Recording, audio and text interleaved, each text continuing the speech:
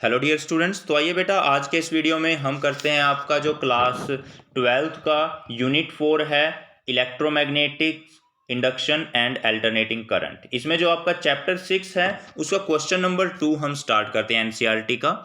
तो क्वेश्चन 2 है, use the Lenz's law to determine the direction of induced current in the situation described by the figure. Figure में आपको एक situation दी गई है, उस सिचुएशन के अंदर आपको लेंजेस लॉ का यूज करके इंड्यूस्ड करंट की बेटा डायरेक्शन फाइंड आउट करनी है। क्लियर? क्या फाइंड आउट करना है हमने? इंड्यूस्ड करंट की डायरेक्शन हम यहां पर फाइंड आउट करेंगे। तो देखिए हम यहां पर स्टार्ट करते हैं। चलिए, तो हमारे पास जो पार्ट नंबर ए है वो हम सबसे पहले करते हैं। देखिए, जो फर्स्ट पार्ट में आप डायग्राम स्क्रीन पे देख सकते हो, डायग्राम के अंदर आपको बोला गया है कि ये wire of irregular shape turning into the circular shape. ये जो इरेगुलर शेप की वायर है इसकी शेप चेंज होकर के सर्कुलर हो रही है। तो यानी कि यहां पर आप क्लियरली जैसा कि देख सकते हो, जो एरिया है वो लगातार जैसे जैसे हम इसकी शेप चेंज करेंगे उसकी वजह से इसका एरिया जो है इंक्रीज होता रहेगा। लूप का एरिया यहां पर क्या होता रहेगा? इंक्रीज होता रहेगा।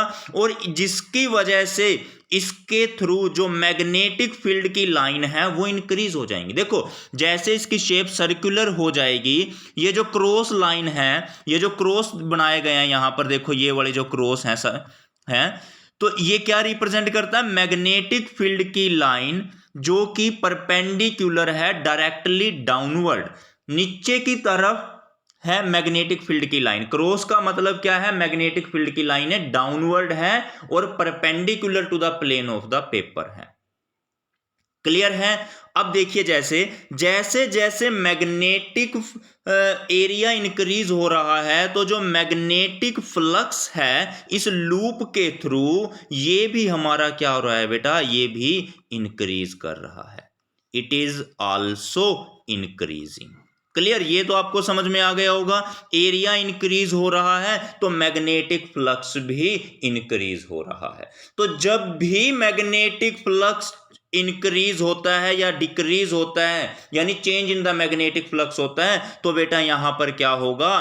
करंट इंड्यूस हो जाएगा। क्या इंड्यूस हो जाएगा? यहां पर करंट इंड्यूस हो जाएगा। Current will induce here. तो चलिए, ये तो हमें समझ में आ गया। क्योंकि मैग्नेटिक फ्लक्स चेंज हुआ तो करंट इंड्यूस होगा, लेकिन इंड्यूस्ड करंट की डायरेक्शन क्या होगी ये हमें लेंजेस लॉ से पता चलती है। लेंजेस लॉ कहता है हमेशा उल्टा काम करो। जो करंट इंड्यूस होगा वो हमेशा उल्टा काम करेगा। देखिए, मैग्नेटिक फ्लक्स क्योंकि इंक्रीज कर रहा था तो मैग्नेटिक फ्लक्स को अपोज करने का काम करेगा इंड्यूस्ड करंट। जो इंड्यूस्ड करंट है ये मैग्नेटिक फ्लक्स को अपोज करने का काम करेगा। क्लियर? तो लेंजेस लॉ के अकॉर्डिंगली जो लूप का अपर फेस है, the upper face of loop, ये कैसे बिहेव करेगा? Like the north pole. Loop का ऊपर वाला फेस बेटा नॉर्थ पोल की तरह बिहेव करेगा। अब क्वेश्चन अराइज होता है कि अपर फेस जो है वो नॉर्थ पोल की तरह बिहेव क्यों करेगा? क्योंकि जो ओरिजिनल मैग्नेटिक फ्लक्स है वो डाउनवर्ड डायरेक्शन में है। अगर इंड्यूस्ड करंट की वजह से जो फ्लक्स आया उसकी वजह से जो ऊपर वाला सरफेस है लूप का वो नॉर्थ पोल हो गया, यानी कि नॉर्थ पोल का मतलब मैग्नेटिक फील्ड की लाइनें नॉर्थ से अवे जाती है ना, तो यानी अपवर्ड हो जाएंगी। जो इंड्यूस्ड मैग्नेटिक फ्लक्स है उसकी डायरेक्शन क्या होगी? अपवर्ड होगी। और जो ओरिजिनल मैग्नेटिक फ्लक्स था वो डाउनवर्ड था। ठीक है? क्योंकि फ्लक्स इंक्रीज कर रहा था, उसको अपोज करना था। उसको अपोज करने के लिए लूप का ऊपर वाला हिस्सा कैसा बन गया? नॉर्थ पोल बन गया।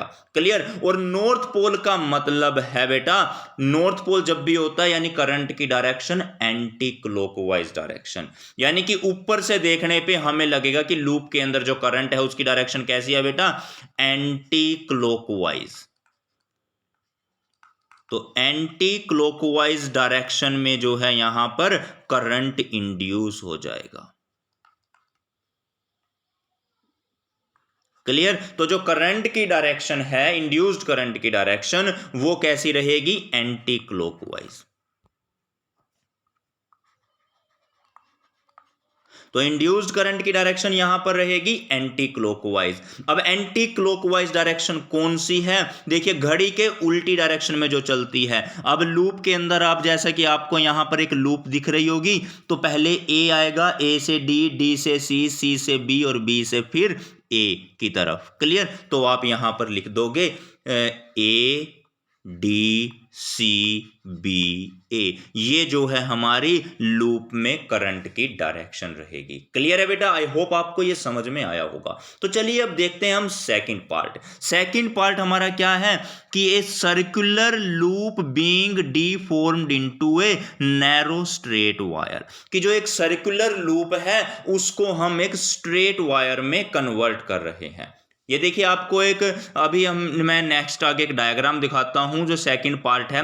एक सर्कुलर लूप है, उसको हम वायर की सर्कुलर लूप को किस फॉर्म में कन्वर्ट कर रहे हैं, नैरो स्ट्रेट वायर की फॉर्म में। तो देखिए आपको, जैसा कि आप स्क्रीन पर बेटा यहां पर देख सकते हैं, स्क्रीन पर आपको एक डायग्राम दिखाया गया है। इसमें एक सर्कुलर शेप की वायर है। ओरिजिनली वायर की शेप कैसी है हमारे पास, देखिए ये कुछ इस तरीके से सर्कुलर शेप है वायर की। क्लियर। इस वायर को बेटा हमने क्या किया, अब कुछ सर्कुलर शेप की जगह हमने एक स्ट्रेट वायर की फॉर्म में कन्वर्ट कर दिया। क्लियर है। तो देखिए जैसे ही सर्कुलर से स्ट्रेट वायर की फॉर्म में ये कन्वर्ट हो जाएगा, वैसे वैसे क्या हो जाएगा, इसके अंदर से जो वायर के थ्रू जो मैग्नेटिक फ्लक्स लाइन है, मैग्नेटिक फील्ड लाइन है, वो कम होती चली जाएंगी। यानी कि बेटा यहां पर मैग्नेटिक फ्लक्स क्या हो रहा है, डिक्रीज कर रहा है। Here magnetic flux is decreasing. Clear. इस सिचुएशन के अंदर जो हमारा मैग्नेटिक फ्लक्स है वो क्या कर रहा है, डिक्रीज कर रहा है। अब डिक्रीजिंग मैग्नेटिक फ्लक्स है तो लेंजेस लॉ क्या कहता है कि जो करंट इंड्यूस होगा, उस इंड्यूस्ड करंट की वजह से कुछ मैग्नेटिक फ्लक्स भी आएगा। उस मैग्नेटिक फ्लक्स की डायरेक्शन क्या होगी, क्योंकि करंट मैग्नेटिक फ्लक्स हमारा डिक्रीज कर रहा था, तो डिक्रीजिंग का उल्टा काम क्या होगा, यानी जो हमारा ओरिजिनल मैग्नेटिक फील्ड है उसी की सेम डायरेक्शन में नया मैग्नेटिक फ्लक्स इंड्यूस हो जाएगा। क्लियर है। अब देखिए जरा आप यहां पर, जो मैग्नेटिक फ्लक्स है हमारा वो क्या कर रहा है, डिक्रीज कर रहा है।